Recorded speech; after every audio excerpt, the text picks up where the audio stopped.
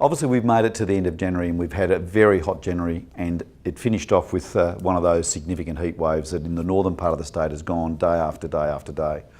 So that's probably very frustrating to some, offers fatigue in a community sense, fatigue in infrastructure, but we've done really well. So in that sense, I've got to say well done to everyone that's listened to the messaging. Behaviour has changed to make sure people have been focused on their safety and others. So that's a great end to January. But from there, we move to Feb. And with February is the fact that we're back to school, we're all back to work, so normality is back in when we start February.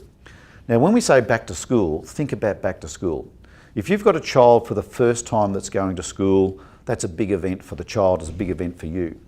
But it's also about knowing all those safety issues, and particularly in bushfire areas, to understand the school's bushfire plan. And the schools have done significant planning in this area.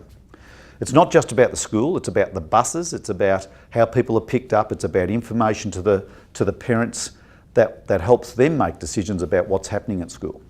So they are complex plans, they're well thought through plans. The message to every parent that's got a child going to school, particularly new students in schools, whether they're in prep or starting secondary school or changing schools, is to talk to the teachers about what happens in regard to bushfire.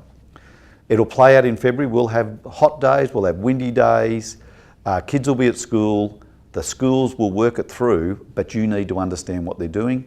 Or there may be a time in some schools where they either close schools or relocate schools. And obviously that's a fundamental thing that you as a parent need to know.